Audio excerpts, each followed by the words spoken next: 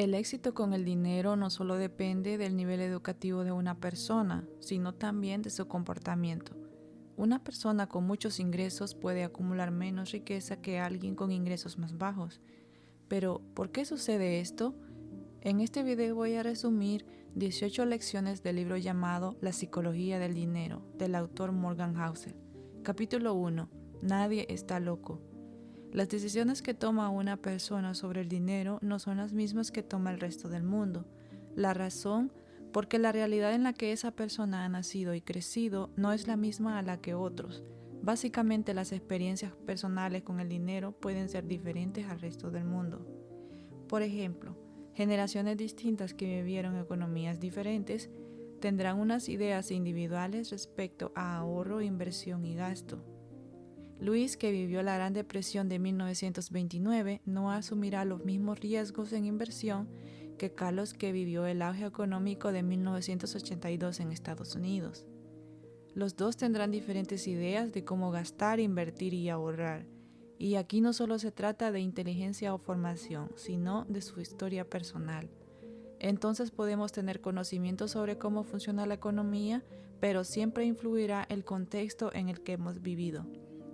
O si una persona de un territorio en mucha pobreza tiene en sus manos $50, lo más seguro es que, aunque sepa sobre la importancia del ahorro, primero suplirá la necesidad más básica, que es comprar comida, y guardará una pequeña parte del dinero. En cambio, un ejecutivo de un país con economía estable fácilmente lo agregará a su inversión, porque no tiene una necesidad inmediata que le obstaculice hacerlo.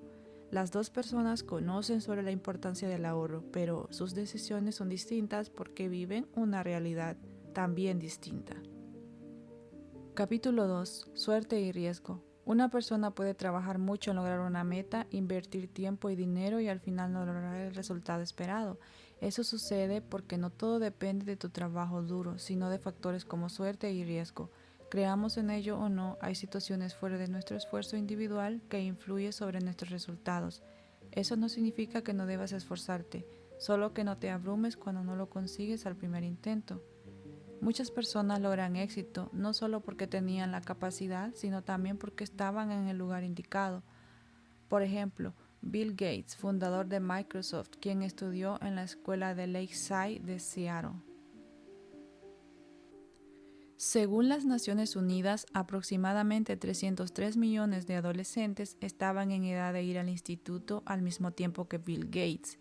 Cerca de 18 millones vivían en Estados Unidos, 100,000 vivían en Seattle y 300 iban a la escuela de Lakeside. Pasamos de 303 millones a 300 estudiantes.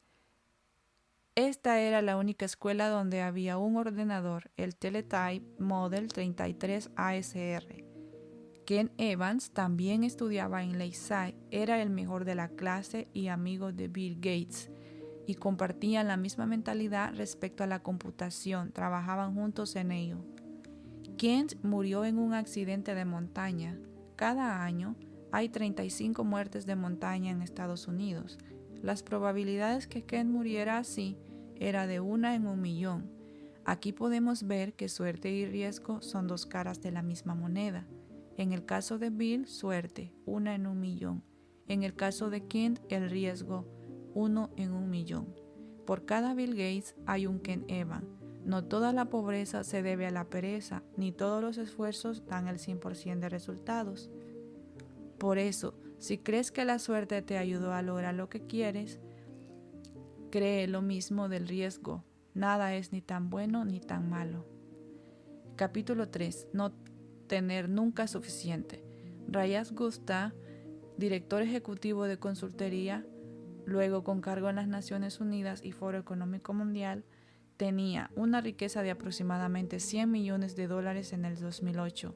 Eso es más de lo que muchas personas tendrán en toda su vida. Pero él no estaba conforme, quería ser multimillonario.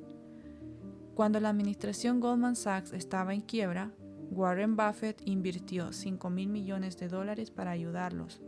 Gupta filtró la información e inmediatamente ordenó a su gestor de fondos comprar 175,000 acciones. Gupta ganó $1,000,000 rápidamente, pero él y su gestor de fondos fueron a prisión por infiltración de información. Podemos aprender de esto que la comparación social es el problema. Cuando te comparas socialmente, la meta no deja de moverse. Si las personas se comparan con alguien más en su condición económica, siempre habrá alguien que tiene más. Y por eso, aunque tengan una cantidad grande de dinero, nunca será suficiente para ellos. Capítulo 4. Confusión del interés compuesto. Warren Buffett tiene $84.500 millones. De esos, 81.500 millones los obtuvo después de los 65 años, porque se deben a la acumulación de su inversión en interés compuesto. No hace falta una fuerza tremenda para producir unos resultados tremendos. Si algo se acumula, si un pequeño crecimiento sirve como base para el crecimiento futuro, una pequeña base inicial puede llevar a resultados tan extraordinarios que parecen desafiar la lógica. Él empezó a invertir a los 10 años. El secreto del interés compuesto es el tiempo. Eso da la oportunidad de mantener una rentabilidad que pueda mantenerse y repetirse por periodos largos. Eso es el potencial de la acumulación. Capítulo 5. Hacerse rico versus conservar la riqueza. George Livermore, mejor corredor de bolsa de su tiempo, a los 30 años tenía $100 millones. En 1929 era de los más conocidos inversores. En ese año sucedió el crack bursátil, el comienzo de la Gran Depresión. Más de un tercio del valor bursátil se evaporó en una semana. Su esposa estaba con miedo. Las noticias en Nueva York hablaban que corredores de bolsa se estaban suicidando. Su marido llegó a casa y ella estaba llorando porque pensaba que se habían arruinado. Pero entonces él le dijo que había apostado a que la bolsa bajaría, así que había sido el mejor día de su vida para él en la bolsa. Había ganado $3.000 millones en el peor tiempo para los demás.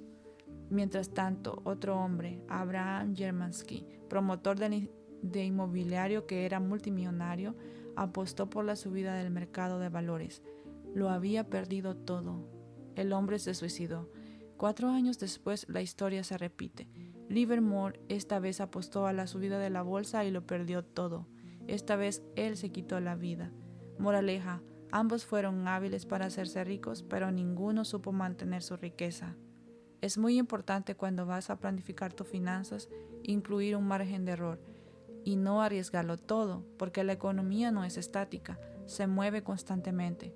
Por ejemplo, lo que ha sucedido durante los últimos 20 años en Estados Unidos, nadie sabía que iba a suceder. El 11 de septiembre, una burbuja inmobiliaria, una crisis financiera, el coronavirus que fue a nivel mundial.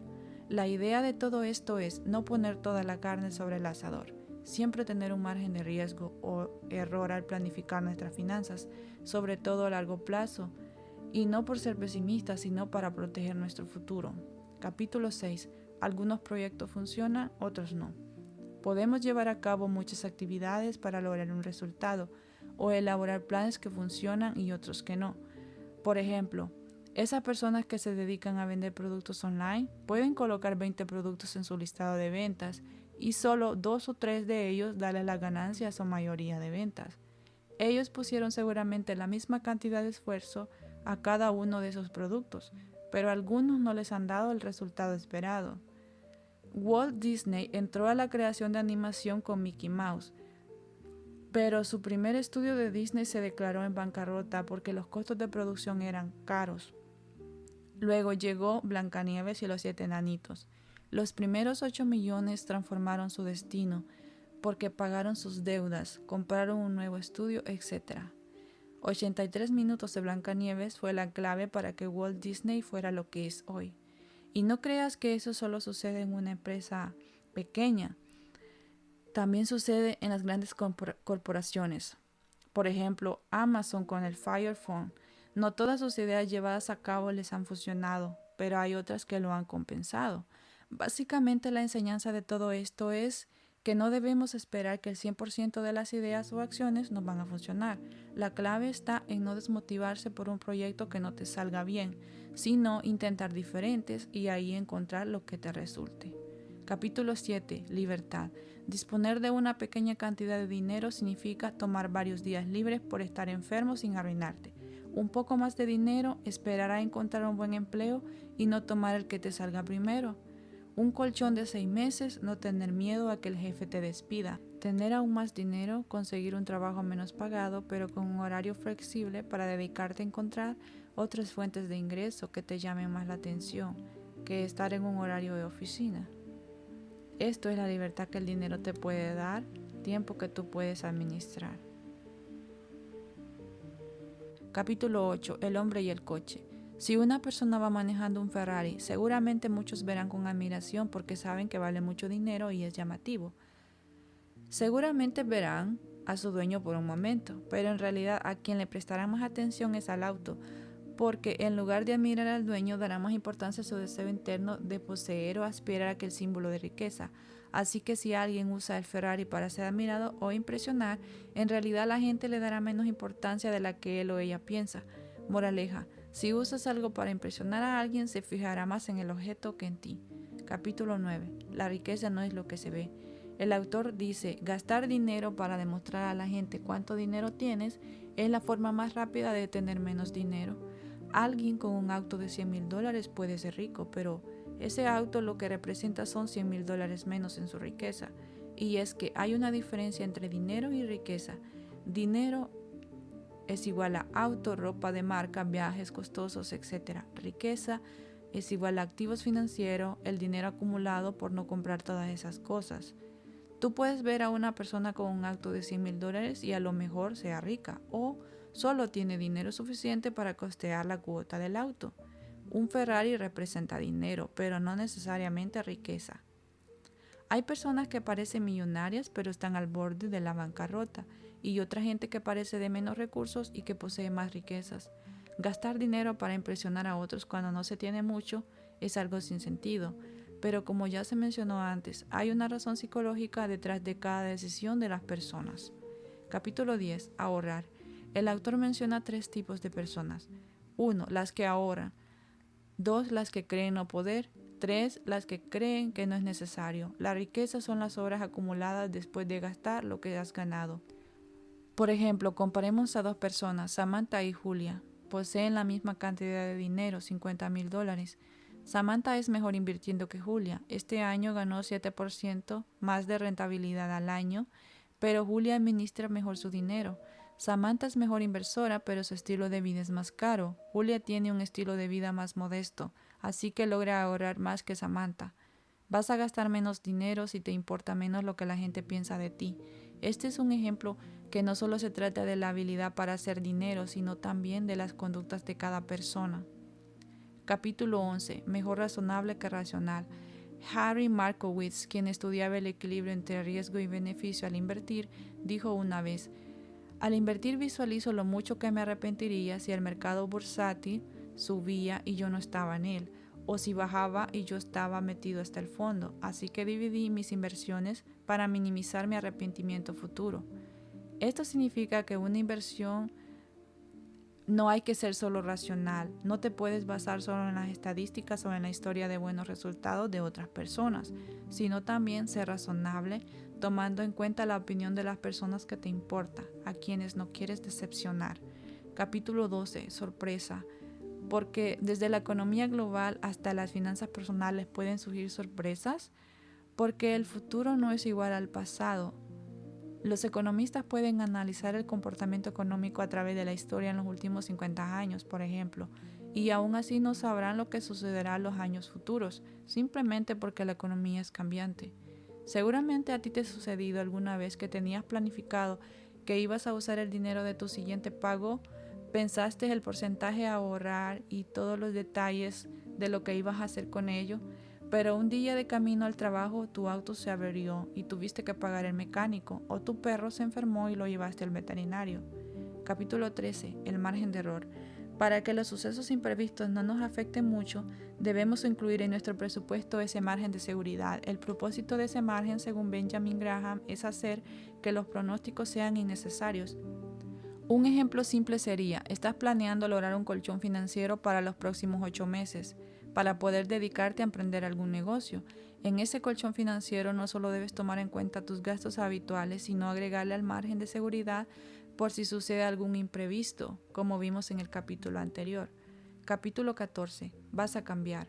Según la Reserva Federal de Estados Unidos, solo el 20% de los graduados universitarios desempeña un trabajo relacionado con sus estudios principales. Un 29% de los padres que se quedan en casa tienen un grado universitario. Si tienes el primer hijo a los 30 años, te vas a replantear los objetivos de tu vida comparado a tu yo de 18 años que nunca hubiera imaginado. Es normal que cambiemos unos más que otros y esto influye en las finanzas. Debemos tomar en cuenta que el factor clave es la perseverancia y conservar el equilibrio. La solución es aceptar la realidad del cambio y seguir avanzando lo antes posible. Capítulo 15. Nada es gratis. ¿Quieres un acto de $30,000? Tienes 3 opciones. Pagar los $30,000, encuentra uno usado más barato o róbalo. Si eliges la opción 1, te estás quedando con menos dinero. Si eliges la 2, gastarás menos dinero al comprarlo, pero seguramente tendrás luego que gastar más en reparaciones. Y si eliges la 3, te pueden atrapar y encarcelar, y si logras escapar andarás con miedo a ser atrapado.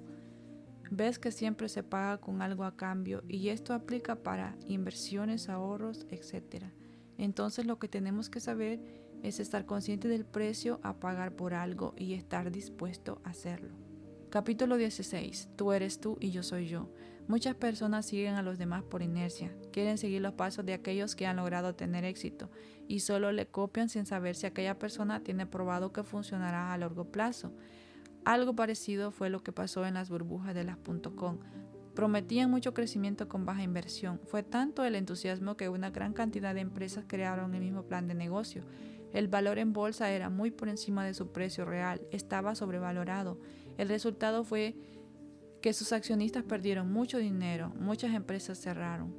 Además, una persona no debe seguir el juego de otros inversores si ésta aún no sabe las reglas de este juego, las variantes, los movimientos clave y ahí el peligro de salir a perder. Tú puedes inspirarte en una persona, tomar sus buenos ejemplos, pero no copiar exactamente lo que hace porque ella sabe bien su juego y tú estás comenzando a entenderlo.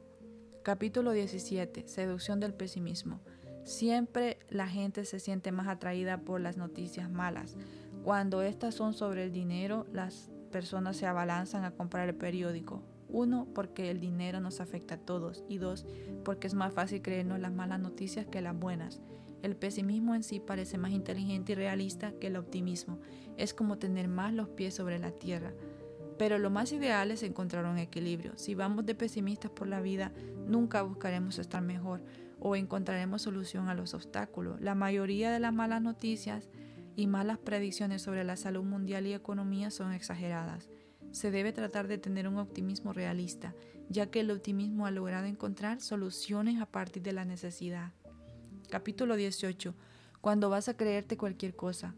Hoy en día, con el auge de la era tecnológica, las redes sociales están llenas de personas que engañan a la gente vendiéndoles el sueño de hacerse millonarios en meses, siguiendo sus consejos, vendiéndoles cursos.